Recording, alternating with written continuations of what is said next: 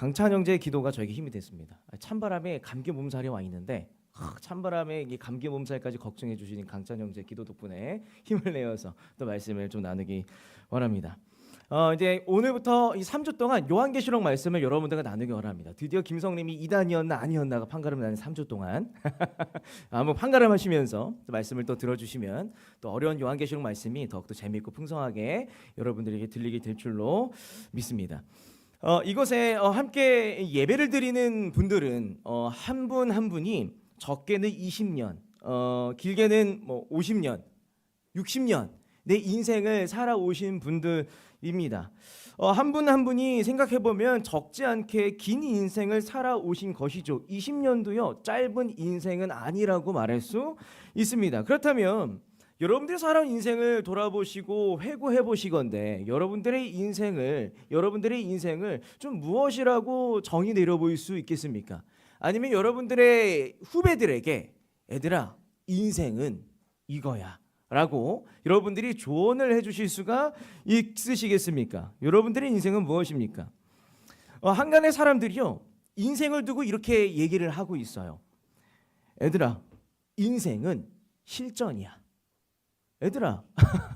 얘들아 인생은 실전이야 라고 이야기하는 것이 한간의 사람들이 우리들에게 인생이란 무엇인가라고 얘기할 때 주로 나오는 이야기라고 하는 거예요. 얘들아 인생은 실전이다라고 이 말의 의미는 무엇입니까? 인생을 잘 살아보겠다고요. 초중고 대학교 전공까지 열심히 공부했습니다.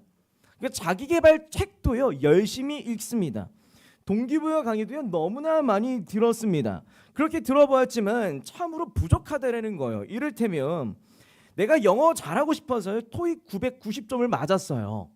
근데 외국인을 만났어요. 영어가 나와요? 안 나오는 것이 오늘 우리들의 현실이라는 거예요. 마찬가지로 우리가 막 성경시험 우리가 보시잖아요. 이 교육부에서 성경시험 뭐 잘 보겠다고 막 성경 공부 열심히 했는데 성경시험 끝나고 나서 이게 그 말씀이 무슨 말씀이었더라? 하면 떠오릅니까? 떠오르지 않는다라는 거예요. 막상 말씀이 안 떠오른다는 거예요. 그렇기에 실전에서 아는 것이 내 것이 될 때까지 직접 부딪히고 겪어봐야 한다는 것이 우리가 인생을 통해서 체득되어지고 깨달아져서 나오는 그 고백. 얘들아 인생은 실전이야 라고 하는 이야기라는 것이죠. 저는요 비단 인생뿐만 아니라 우리네 신앙생활도요 우리의 그리스도인다운 삶도요 마찬가지인 것 같아요.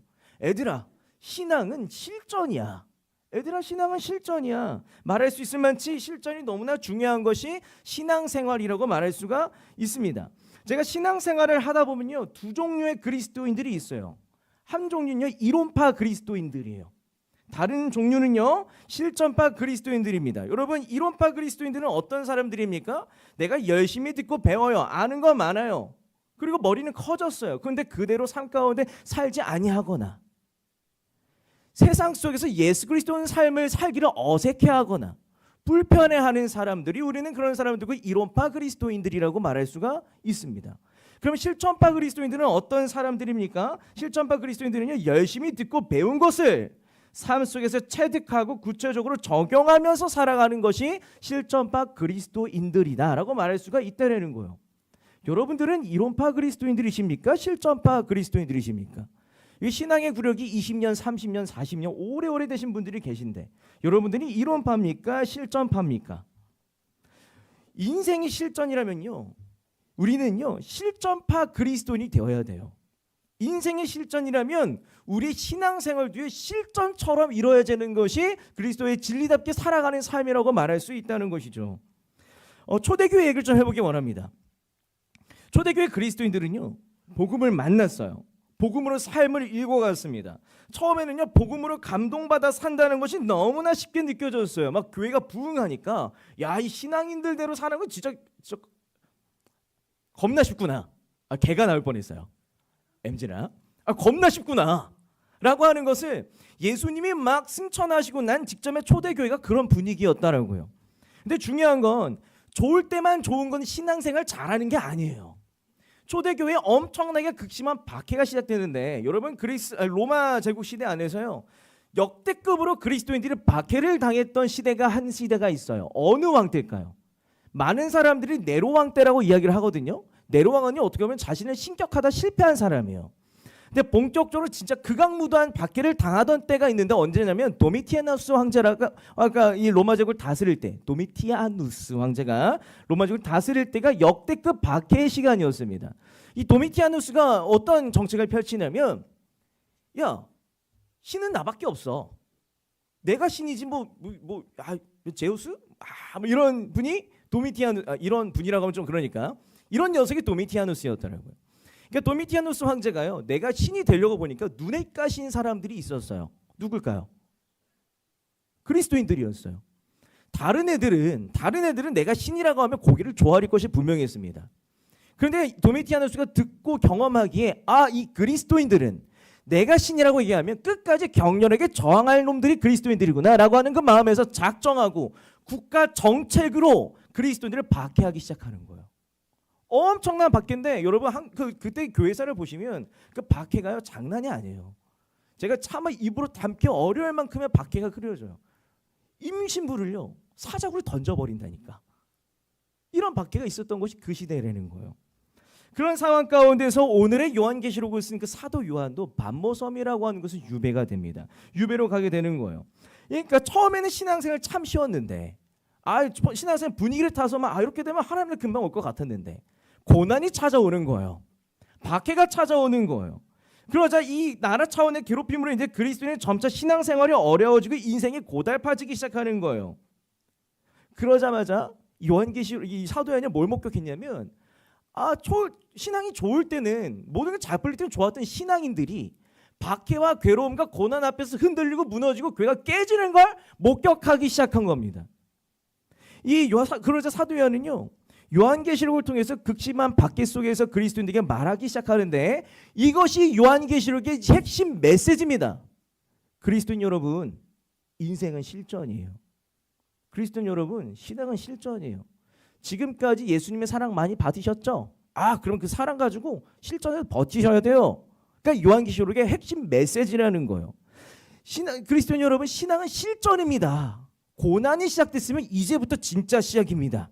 라고 얘기하는 것이 요한계시록 메시지라는 거예요. 사랑하는 새청 여러분, 요한계시록은요 고달픈 삶을 살아가는 그리스도인들에게 먼 미래가, 내가 감히 헤아릴 수 없는 먼 미래가, 감히 알지도 못하는 심판의 날을 계산하고 헤아리기 위한 책이 아니라 지금 이 순간 내 마음대로 내 뜻대로 되어가지 않는 지금 이 순간 그리스도인답게 살기를 포기하지 마십시오.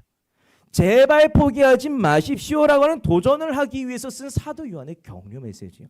주님의 격려 메시지예요. 이렇게 읽을 때 여러분들은 요한계시록 가지고 이상하게 읽을 염려가 없더라는 거예요. 그러므로 이 시간 말씀을 나누는 가운데 여러분들이 실전파 그리스도인으로 구비되어 있으니 여러분 되시길 소망합니다. 이것을 위해서 여러분과 세 가지를 나누기 원하는데 첫 번째, 그리스도인들의 인생 실전 비법은요 꼼꼼함이에요. 두 번째, 그리스도인들의 인생 실전 비법은요 가진 것이에요. 내가 가진 것. 세 번째, 그리스도인들의 인생 실전 비법은요 단호함입니다. 하나하나 여러분들과 좀 나누기 원해요. 요한계시록 3장 7절과 14절 말씀을요 다 함께 읽겠습니다. 시작. 빌라델비아 교회의 심부름꾼에게 이렇게 써보내라. 거룩하신 분, 참되신 분, 다윗의 열쇠를 가지고 계신 분, 여시면 닫을 사람이 없고 닫으시면 열 사람이 없는 그분이 말씀하신다. 라오디게아 교회의 심부름꾼에게 이렇게 써보내어라. 아멘이신 분이시오, 신실하시고 참되신 증인이시오, 하나님의 창조의 처음이신 분이 말씀하신다. 아멘. 오늘 본문을요 저희가 마음껏 묵상하고 누리기 위해서요, 오늘 본문을 통해서 주님이 주신 은혜를 누리기 위해서 우리가 먼저 생각할 것이 있습니다. 뭐냐면 이 요한계시록을 왜 썼는가를 좀 생각할 필요가 좀 있습니다. 한번 더 짚고 넘어갑시다. 요한계시록 여러분 혹시 요한계시록 1장부터 끝장까지 다 읽어보신 분? 성장통을 안 하시나 보죠, 그죠? 고개를 숙이시면 제가 더 민망하거든요. 그렇죠. 요한계시록 혹시 읽어보신 분들은 요한계시록 쉽으니까 어려워요. 이게 무슨 환상이 있는데 이게 뭐야? 이게 무슨 환상이야? 이 환상이 도대체 내게 무슨 의미야? 이걸 내가 왜 읽어야 돼? 라고 하는 생각을 많이 한다라는 건데 중요한 건요. 사도 요한이 막 요한계시록을 써서 각 지역에 있는 초대교회에 있는 그리스도인을 보냈을 때 분명히 초대교회 그리스도인들은 사도 요한이 쓴 요한계시를 읽고 나서 이렇게 살면 되겠구나. 야, 이 감동적이구나. 이 요한계시 진짜 나한테 은혜가 되는 말씀이구나라고 감격해서 새로운 삶으로 갱신했다라는 거예요. 내가 지금 이해가 안 되는 요한계시록이 그때 당시 이해가 돼서 내가 살아 숨쉬었다라는 거예요. 그 말씀이. 그럼 우리도 마찬가지로 그 당시 사람들처럼 이 요한계시록을 마음껏 만끽하기 위해서 해야 되는 것이 있습니다. 뭐냐면 이거예요. 사도 요한이 요한계시록을 왜 썼는가를 깊이 생각할 필요가 있다라는 거예요. 사도 요한이 왜 썼냐면 악한 세상에 극심한 박해 때문에 흩어지고 무너져 내리던 교회들을 다시 일으키기 위해서 요한계시록을 썼다라는 거예요. 다시 일으키기 위해서 요한계시록을 썼다라는 거예요. 오늘 본문가 요한계시록 2장과 3장은요 7개 교회에 대한 이야기를 하고 있습니다. 그런데 요한계시록에서 말하고 있는 7개의 교회는요 여러분들이 보시기에 진짜로 있었던 교회일까요? 상상 속의 허구의 교회일까요? 상상 속과 허구의 교회가 아니라 실제로 있었던 존재했던 7개의 교회였다라는 거예요. 에베소 교회, 서머나 교회, 버가모 교회, 두아디라 교회, 사대 교회. 특별히 오늘 본문에 2개 교회가 나오는데 빌라델비아 교회와 그리고 라오디게아 교회는요 그 당시 실제로 구체적으로 있었던 교회라는 거. 이를테면 주님께서 편지를 쓰시는데 막 갑자기 감동이 오셔서 여기 사도 성림 하면 이단 되는 거예요.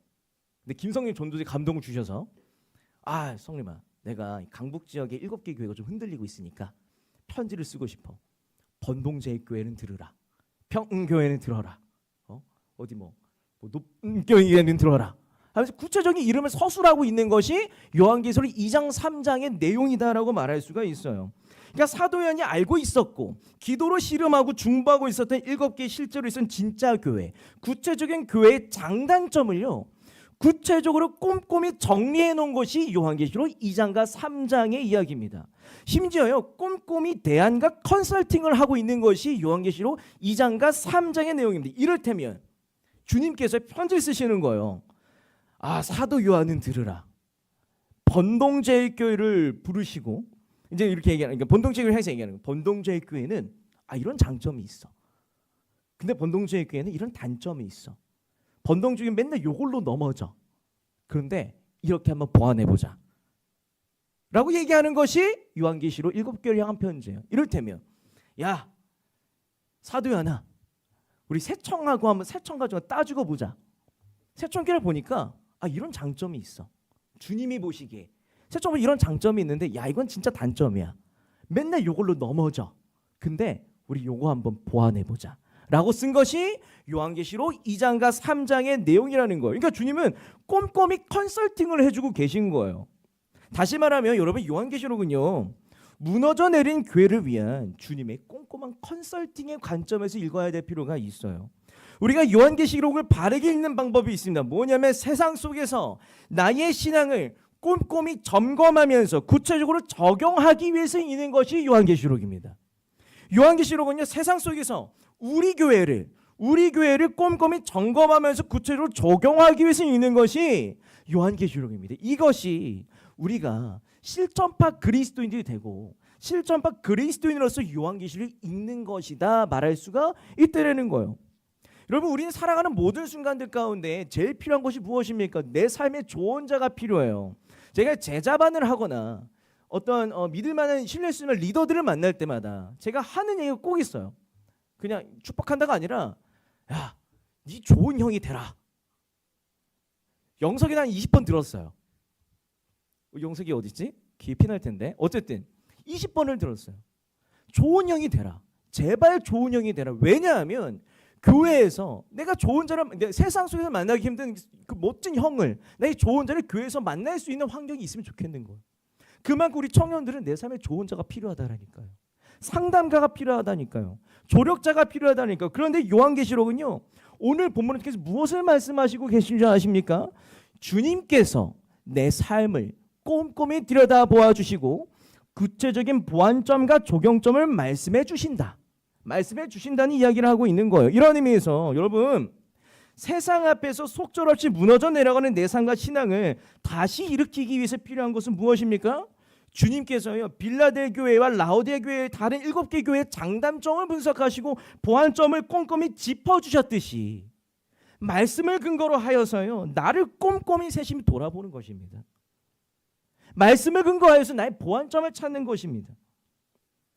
이러한 의미에서 세상 앞에서 속절없이 무너져 내려가는 우리 교회를 다시 일으키기 위해서 필요한 것은 무엇입니까? 주님께서 필라델비아 교회와 라오디게 교회와 다른 7개 교회의 장단점과 보완점을 꼼꼼히 짚어주셨듯이 말씀을 근거로 하여서 우리 교회가 건강하게 잘하고 있는지 못하고 있는지 무엇을 도전해야 할지를 늘 꼼꼼히 세심히 돌아보는 것이죠. 여러분, 요한계시록의 의미는요 우리 교회를 꼼꼼히 구체적으로 살펴서 견고하게 다지라는 메시지예요. 구체적인 적용을 교회가 머리 아프게 고민하게 만드는 것이 요한계시록의 목적이에요. 그러면 시청 여러분, 바른 요한계시록 읽기는요 구약과 복음서에서 배운 이론들을 험난한 실전에서 구체적으로 써먹기 위해서 읽어야 할 필요가 있어요. 여러분, 요한계시록이 성경 66권 중에서 가장 마지막에 있는 이유가 있어요.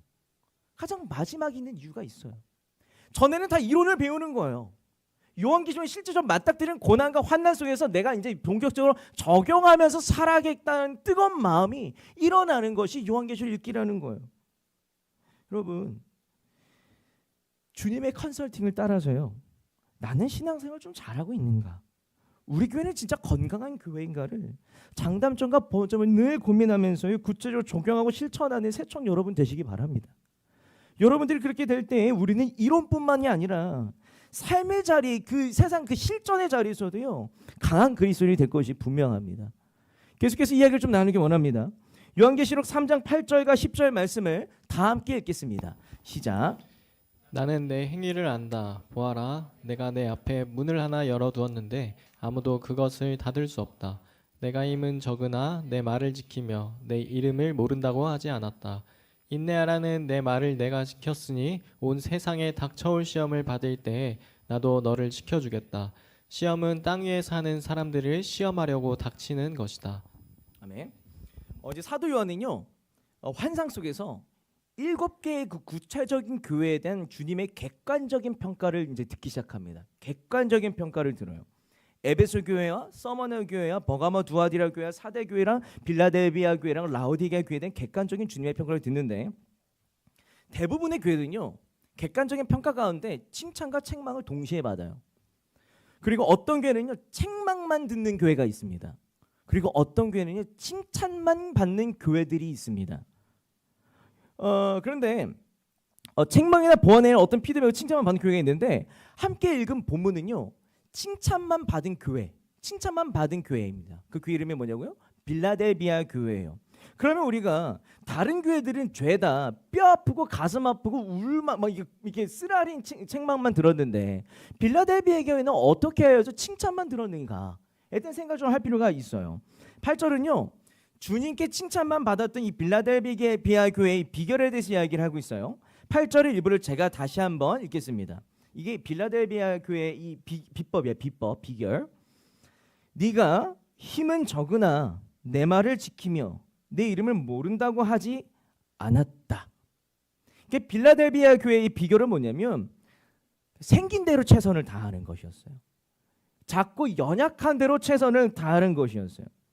빌라델비아 교회는 실제로 이 상황과 조건을 봤을 때 그 조건 자체가 큰 힘을 가질 수 없는 교회였어요. 교회들 중에서 제일 약한 교회가 빌라델비아 교회였어요. 왜냐하면 그 교회는요 포도원에 가난한 농부들이 모이는 교회들이었어요. 포도원에 가난한 농부들이 모이는 교회였어요. 엎친 데 덮친 격으로 그 교회는요 큰 재난, 큰 지진을 맞이하여서 그 도시가 폭삭망한 그 도시 위에 세워진 교회가 빌라델비아 교회였다라는 거예요. 그저 작은 믿음 하나 가지고 버티는 것이 전부였던 교회가, 이를테면 지나가면서 조그만 교회를 보면서 저는 생각을 하거든요. 이 교회가 사람 한두 명 모일 것 같은 이 교회가 도대체 어떤 부르심이 있었기에 여기 자리를 지키고 있는가에 대한 늘 그런 고민을 해요. 근데 빌라델비아 교회는요 그런 교회였어요. 그런데 중요한 것은 주님께서 이 작고 연약한 교회를 어떻게 하셨습니까? 칭찬하시고 인정하셨다라는 거예요. 무엇으로 칭찬하고 인정하셨다고 말합니까? 작은 대로, 연약한 대로 최선을 다하였더라 충성된 종아. 이것이 그들의 비결이었어요. 여러분, 그리스도인들의 인생 실전 비법은요, 다른 것이 아닙니다. 내가 가진 것이 작을지라도 그 작은 것으로 최선을 다하는 것, 작은 자로서 이 작은 것으로 온 힘을 다해 살아가는 것, 이것이 빌라델비아 교회가 유일하게 칭찬만 받았던 교회가 될 수 있는 비결이에요. 우리는 작은 자이지만 작게든 크게든 하나님께서 이렇게 공짜로 주신 은사가 있어요. 공짜로 주신, 하나님께서 공짜로 주신 기회가 있어요. 배경이 있어요. 가정이 있어요. 근데 그럼에도 불구하고 우리는요, 우리 자신에게 너무나 박합니다. 진짜 박합니다. 우리는 비교 대상이 너무 높아서요, 주님께서 우리에게 주신 작지만 너무나 값진 나 자신을요 깎아내린다니까요. 이를테면 여러분 인정하시면 모르겠지만 지금 말을 좀 잘하나 봐요. 근데 제가 청년 시절에 야, 너는 말 잘하니까 라고 했을 때 제가 어떻게 했는 줄 아세요? 내가 말 잘하는 인정한 게 아니라 비교 대상을 바로 짰어요. 아, 내가 뭐 유재석도 아니고 내가 말 잘하면 좀 얼마나 잘하겠어 라는 생각을 제가 했어요. 내가 말을 조금 잘한다 싶으면 비교 대상을 유재석으로 삼고 이 말에는 은사가 없다고 생각하면 이 작은 가능성을 사라져버린다니까요. 내가 디자인 감각이 조금 있다 싶으면요, 비교 대상을 현업에 계신 현장 디자이너랑 나랑 비교를 해버려요. 이를테면 내가요 영어를 좋아해. 영어를 조금 잘하는 것 같아. 근데 야, 너 영어 잘한다 그러면 비교 대상을 누구랑 하는 줄 아세요? 타일러. 원어민이랑 비교를 해버리니까 내가 영어를 잘한다고 생각하겠어요, 못하겠어요? 못한다라는 거예요. 마찬가지로 내가 이 춤을 조금 춰요. 아니 내가 말고 예를 들면 그 제가 댄스 동아리에 나왔던 이상한 헛소문이 돌아가지고 저 춤 완전 못 추는 거 아시잖아요. 못 춰요. 근데 간혹 춤을 내가 좀 춰요. 야, 너 춤 잘 춘다 그러면 갑자기 현업 뭐 이렇게 막 아이돌이랑 나랑 이 춤선을 비교를 해버리는 거야. 이 조금의 가능성도 내가 지워버리는 거예요. 여러분, 하나님이 바라시는 건요, 작은 것일지라도 내가 너에게 준 은사와 재능과 경험을 작을지라도 굳게 잡아라. 굳게 잡아라. 어떻게든 써먹어라. 이것이 주님께서 진짜 바라시는 거예요. 하나님, 우리가 가진 것들을 하나님과 하나님 나라와 교회를 세우는 일에 꾸준히 사용하시기를 바라십니다. 빌라델비아 교회의 그리스도인들이 칭찬을 받았던 것은요, 대단해서가 아니라 내가 가진 것이 작을지라도 그 가진 것을 그냥 쏟아 부었기 때문에 칭찬을 받았다는 거예요. 놀라운 진리는요, 우리가 나의 작은 것을 주께 드릴 때 내가 일하는 것이 아니라 하나님께서 일하신다는 거, 이 놀라운 진리입니다. 요한복음의 한 이야기를 제가 여러분들에게 소개해드리기 원해요. 예수님께서요, 드넓은 광야에서 복음을 선포하고 계실 때였습니다. 많은 사람들이 예수님 이야기 한번 들어보려고 그 자리에 모였어요. 근데 그 모인 사람들도요, 이게 예수님께서 말이 길 거라는 생각을 안 하셨나 봐요. 그냥 예수님 이야기 1시간이면 끝날 줄 알고 왔는데 갑자기 예수님이 막 2시간, 3시간 해버리시는 거예요. 2시간, 3시간, 4시간 해버리다가 갑자기 뭐가 찾아오냐면 밥때가 찾아옵니다. 끼니 때가 찾아와요. 그러자 끼니 때가 찾아오니까 그 제자들, 그 행사의 주최자들은 마음에 심적 부담이 생겨요. 이를테면 여러분들이 뭐 사역 여러 번 해보신 분들은 아시겠지만 시간이 딜레이 돼가지고 막 어쩌다 점심 때가 와. 그 임원 스태프들 무슨 말이 생기냐면, 아, 우리 때문에 좀 딜레이 되는데 얘네 좀 밥을 먹여야 되는데 예산이 있나? 뭐 이런 생각을 여러분 하시지 않으세요? 하시죠? 한대요. 한다고 그랬어요. 하시죠? 하잖아요. 근데 제자들도 마찬가지였어요. 아, 우리가 예수님의 이 집회의 주최자인데, 아, 우리 때문에 5,000명에서 10,000명 되는 사람을 밥을 굶고 있는데, 아, 내가 좀 챙겨줘야 될 것 같은데, 근데 예산은 없는데 어떻게 해야 되죠? 이러고 있는 것이 오늘 요한복음 본문의 이야기라는 거예요. 그때 전정경할 때 제자들과 예수님께서 대화를 막 하기 시작합니다. 요한복음 6장 9절에서 11절 말씀을 제가 읽겠습니다.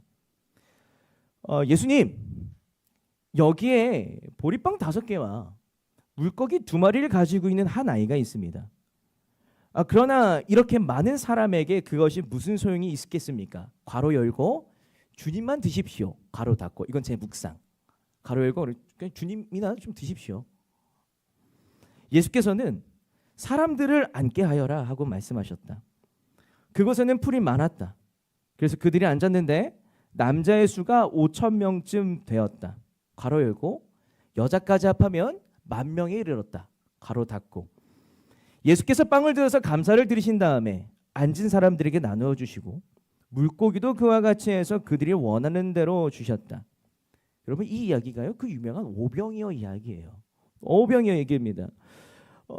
모두를 배불리 먹어야 한다는 문제를요 질문이요. 이 모두를 배불리 먹어야 한다는 이 문제를 누가 풀어가십니까?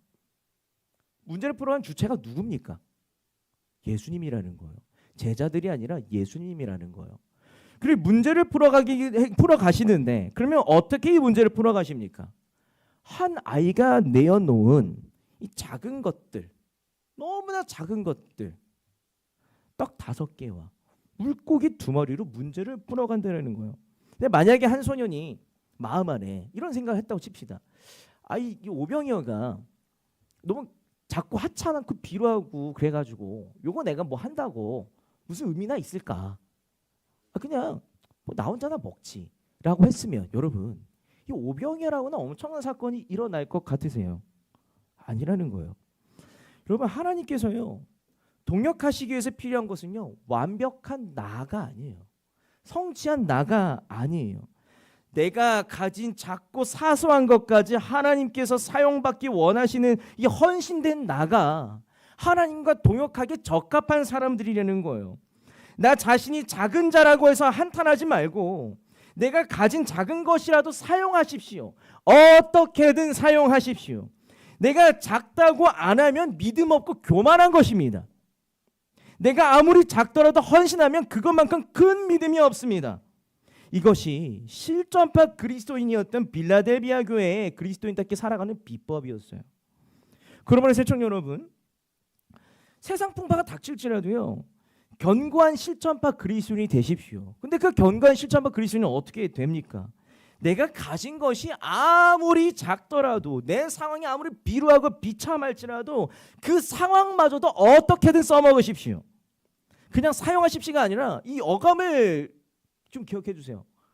어떻게든 써먹으십시오. 이 어감을 기억해 제발 어떻게든 써먹으십시오.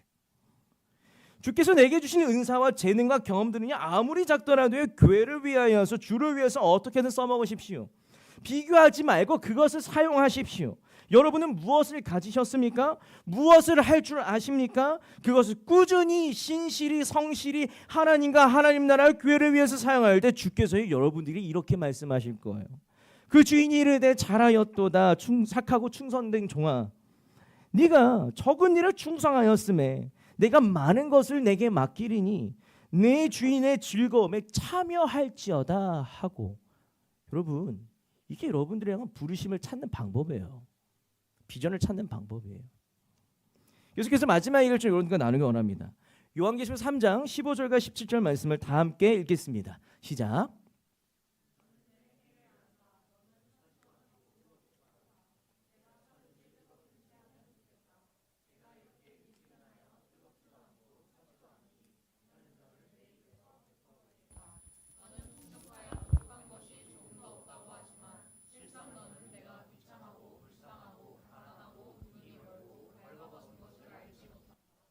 아멘.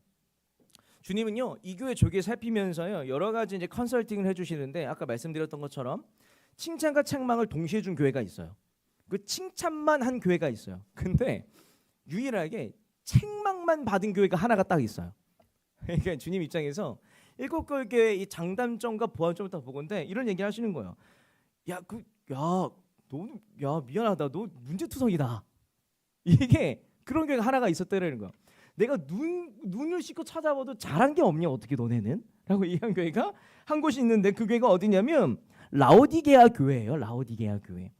주님의 라오디게아 교회에 대한 단호한 평가를 제가 다시 한번 읽어드리기 원합니다. 라오디게아 교회 리포트입니다. 15절 말씀인데 제가 다시 한번 읽어드릴게요. 원인이요. 나는 네 행위를 안다. 너는 차지도 않고 뜨겁지도 않다. 네가 차든지 뜨겁든지 아예 그냥 차갑든지 하면 좋겠다. 라고 하는 얘기가 주님의 평가라는 거예요. 주님의 박한 평가를 조금 더 깊이 헤아리기 위해서요. 우리가 라오디게아 교회가 어떤 교회였는지를 조금 살펴볼 필요가 있습니다. 라오디게아 교회는요. 라오디게아라는 도시는요. 에베소를 포함한 7개 교회들 가운데서요. 제일 부자였어요. 그러니까 라오디게아 교회는요, 제일로 부자 동네의 제일로 부자 교회가 라오디게아 교회였습니다. 라오디게아라는 도시는 너무나 큰 무역 도시였습니다. 뭐냐면 이건 좀 어려우니까 빨리 해볼게요. 자, 동방과 서방의 무역의 교차로예요. 무역의 교차로면 돈을 많이 벌까요? 조금 벌까요? 많이 모여요. 그러니까 돈이 모이는 곳이 라오디게아라는 동네 자체였어요. 근데 분명히 그리고 부유한 동네였어요. 근데 중요한 건 또 라오디게아가 이 섬기는 그리스 로마 신이 하나 있었는데, 그리스 로마 신 가운데 라오디게아 사람들이 어떤 신을 섬겼을까요? 다른 교회예요. 죄송해요. 제우스였어요. 제우스. 그러니까 그 당시 그 도시 사람들이 가오가 있는 거야. 나는 이 로마 신 중에서 최고 신 제우스 신을 섬기는 동네야 라고 하는 가오도 있었던 거예요. 그리고 심지어 덮친 건 거기는 도미티아누스 황제가 내가 제우스보다 살짝 더 괜찮은 신일 거리라고 하는 우상화 정책을 펼치고 있는 상황이었어요. 그러니까 분명히 이게 라오디게아 교회 그리스도인들 입장에서요, 내가 굳이 예수님을 안 믿어도 부유할 수 있는 거예요. 내가 굳이 예수님을 안 믿어도 로마 제국 안에서 그리스 로마 신에서 최고 신의 제우스 신을 섬기는 교회가 있는 거예요. 그리고 굳이 제우스는 아니어도 당장 내 삶에 깊은 영향을 끼친 로마 황제가 신이라고 주장하고 행세하고 다니는 거예요. 그러니까 당연히 라오디게아 교회 그리스도인들의 입장에서는요, 내가 그 부유함과 우상신을 섬기고 쫓아 살 것인가, 재밌는 것 쫓아 살 것인가, 내 육체 정욕을 쫓아 살 것인가와 정말 험난하고 귀찮고 불편한 그리스도인의 제자로서 삶을 살 것인가에 대해서 늘 끊임없이 씨름하고 싸우고 분투하고 있었을 것이 그 당시 그리스도인들의 삶이었을 것이라고. 혼돈이 있었을 것입니다. 예수 그리스도가 삶에 계시지 않아도요, 얼마든지 자기 만족할 수 있었고 안주할 수 있었기 때문이요. 그러니까 이것도 저것도 아닌 뜨뜻미지근한 신앙을 가질 수 있을 수밖에 없지 않겠습니까? 네, 그렇지 않겠습니까? 여러분, 우리의 신앙과 우리의 영성의 위기가 언제 찾아오는 줄 아십니까? 내가 등 따시고 배부를 때 찾아와요. 내가 등 따시고 배부를 때 우리의 신앙이 무너지기 시작해요. 내가 굳이 예수 이름을 부르지 않아도 될 것 같을 때 그때 내 신앙이 무너지고 있는 거예요. 제가 올해도 많은 신방을 했지만 많은 청년들이 일관적으로 고백하는 것이 있어요. 특별히 기도 제목을 가지고 막 초반에는 막 울면서 씨름하고 했다가 기도 제목이 응답된 청년들 진짜 많거든요. 그 청년들이 꼭 저에게 돌아와서 하는 말이 있어요. 똑같아요. 뭐냐면 이거예요. 존재사님, 제가 배부른가 봐요. 결혼과 취업과 관계 문제로 힘들 때는요, 제가 중재배실에 나와서 기도하는 것이 그렇게 달콤할 수가 없었어요. 아니, 웃지 마세요. 누군지 특정하고 웃는 분들이 계시는데 많아요, 그런 분들이. 네. 이렇게 달콤할 수가 없었는데 기도하고 결혼하니까, 기도하고 관계가 풀리니까, 기도하고 취업이 되니까 제가 중재배실 나오는 게 힘들어요. 그리고 제가 등 따시고 배부른가 봐요. 이런 고백들을 하더라니까요. 이것이 라오디게아 교회가 매주 예배를 드려도, 매주 제자 훈련을 하여도, 매주 찬양을 하여도 실전 신앙생활에서 필패할 수밖에 없었던 이유입니다. 여러분, 그리스도인들은요, 내가 안주하는 순간에 바로 필패합니다. 내가 자기 만족해버리는 순간 바로 져버립니다. 여러분, 안주하는 그리스도인들과 더 이상 자극이 없는 그리스도인들은요, 실전에서 무조건 필패합니다. 제가 보장합니다. 그렇다면 주님은요, 이것도 저것도 아닌 뜨뜻미지근한 교회 라오디게아 교회를 위하여서 그냥 버렸을까요? 아니요. 여전히 나는 너희를 사랑한다고 얘기를 하셨어요. 내가 너를 진짜 사랑하기 때문에 여전히 징계와 책망을 한다고 얘기하면서 솔루션을 한 가지 얘기해 주십니다. 솔루션을 제가 읽어드립니다. 19절. 나는 내가 사랑하는 사람은 누구든지 책망도 하고 징계도 한다. 그러므로 너는 열심을 내어 노력하고 회개하여라. 여러분, 회개라는 단어가 나오는데요, 회개를 다른 말로 바꿔서 말할 수가 있어요. 회개 다른 말은 뭐냐면 또재현신. 이게 회개 다른 말이에요. 회개를 오늘날 우리가 와닿게 할 수 있는 표현이 있는데 뭐냐면 또재현신, 네 글자. 또재현신이 회개의 다른 말이라는 거예요. 여러분, 진짜 실력 있는 실천파 그리스도인들은요, 그냥 뭐 다른 게 뭐 한 게 아니라, 능력 있는 게 아니라 회개를 잘하는 사람들이 진짜 실력 있는 크리스천들이에요. 진짜 실력 있는 실전파 그리스도인들은요, 또 재원신하는 걸 진짜 잘하는 사람들이 진짜 실력 있는 그리스도인들이에요. 우리가 착각하는 것이 있습니다. 진짜 실력은 내가 무엇을 많이 성취했는가가 아닙니다.